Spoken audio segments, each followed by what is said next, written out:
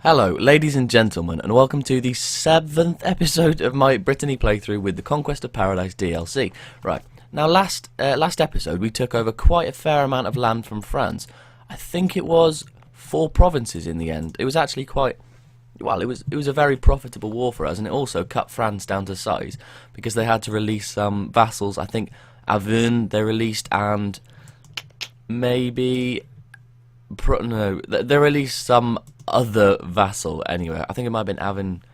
Okay, well, whatever. They released some kind of vassal, some number of vassals, and so we're really starting to, push back France, because they're always the main enemy in any Western European game, unless you're a vassal of theirs, obviously. And even then, you're going to get vassalized at some point, so you've got to fight against that. I'm not quite sure what to do for the next 5 years, because we haven't actually got any sort of near neighbours which we can take land off. But I guess we could take land off Provence, maybe, although they're allied with Hungary, so again, that could be a bit risky. Maybe try and vassalize someone who is, who just got released by France. Do you know what I mean? So Auvergne, maybe. Let's see if they actually want to become our vassal, because, well, we might as well try. What's it under? Is it dynasty? Right.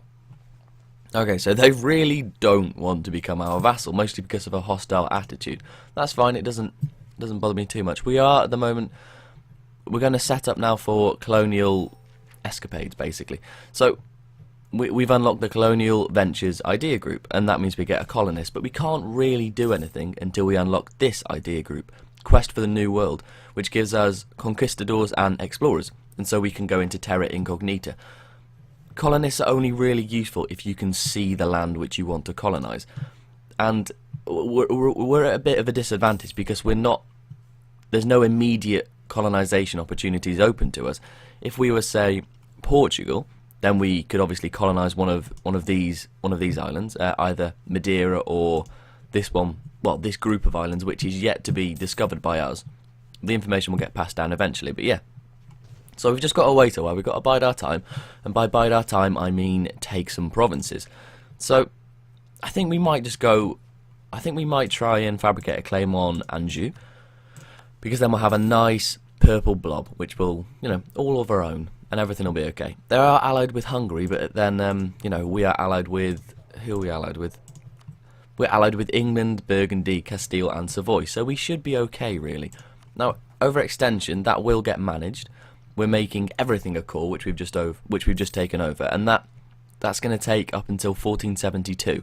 So another 2 years. It's not too bad, but I am wary that things might happen in that time, like Orleans nationalists and cosmopolitan patriots. So I think we might have to. There's quite a large.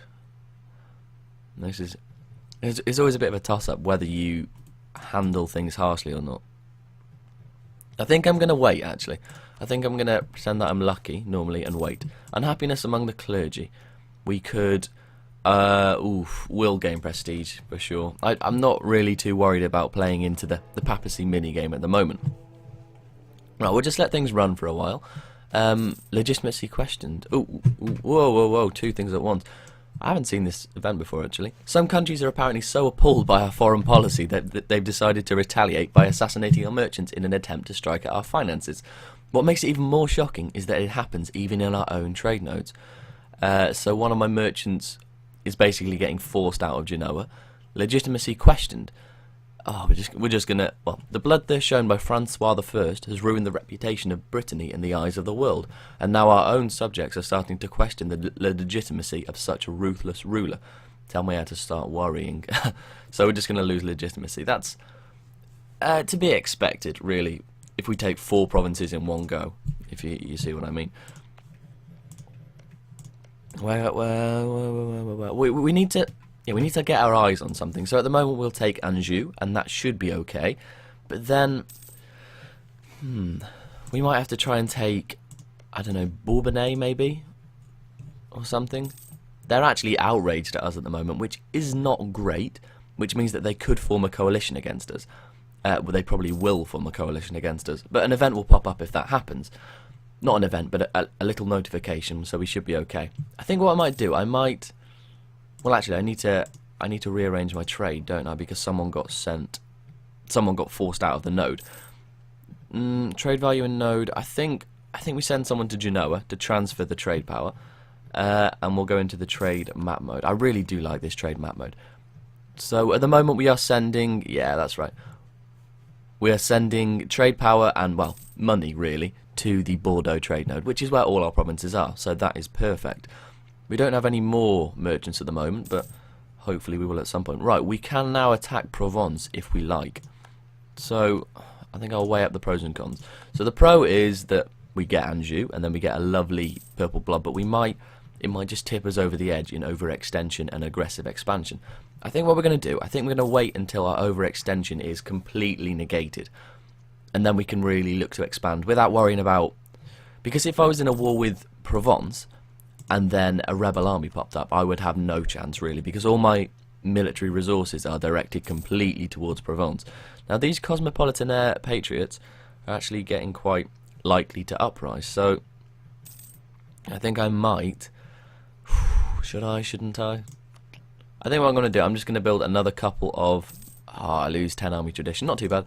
I'm going to build another couple of longbowmen, just to bolster our forces. That should be okay, and then we'll still be gaining money each month, but just not as much, of course. We'll wait until 1472, and then everything will be fine, and we can attack people and get all aggressive again. Now, what's this fleet doing? I think that these guys should be protecting trade in Bordeaux, really, as they are light ships. I think I used them to blockade a province. I think it was Poitou in the war. So everything's getting sorted out now. We're getting loads and loads of money, hopefully. I say hopefully, but we're actually doing not too bad on the money front for quite a... Not a small nation, but in the trade nodes we could get completely out-muscled by the likes of Castile and France even, because they just have so many provinces, and maybe England really. So we're not doing too bad, although, you know, as we keep eating away at the French provinces, then we'll obviously be getting more money from trade and everything. It'll iron out all the problems, I guess. The Florentine school, we could get yearly prestige, and we have to lose... I think we'll do that, actually. Yearly prestige is very useful. Oh, stop. The Bishop of Blois. We have a vacancy in the bishop seat of Blois. There is a churchman from a rich family who has made an offer. If we approve and back his election to the position, we will gain a large contribution to our coffers. Some more devout people claim that this is a sin called simony. But what do they know? We can either... I think we take the money. Why not? Yeah, and we're also going to support the Florentine school. The Papal State has declared war against Provence, so now may be a good time to attack, really. Our overextension is nearly negated by making cores. It's going to finish in May, April, about 6 months, is that right? I think, I really want to get Provence while they're weak. I think I might just attack them now, actually. So they're only allied with Württemberg now. I think we might as well call people to war. Merchants assassinated. Oh, again, merchants assassinated.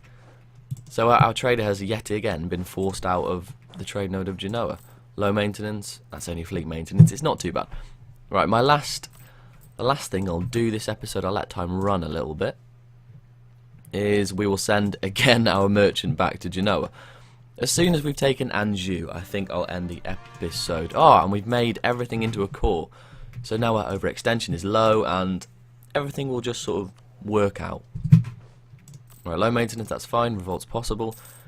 The subjects who embrace cosmopolitan... now this is quite an interesting event, really, because the cultures which wanted to defect away from our nation are now accepted into our realm, and then, you know, the revolt risk is just not there anymore. It's only Maine who wants to revolt, which is not too worrying, if I'm honest. I think we'll put it on 5 speed. I'm sorry if there's a loss of frame rate or any sort of lag, but I just want to get Anjou taken over and then we can end it. Come on, guys. This is where it's always nice to have a good leader like we have, Daniel Cassadin, and he's got 2 siege, which is, I suppose it's not actually that great, but it's more useful than 0 siege. The pips are very, very important in war. I've always underestimated them, but I come to realise they're very important. Right, Siege of Anjou is won. We will now hopefully take that off Provence. Interesting. No. Well, anyway, we're going to end the episode there, and thank you very much for watching, and I'll see you next.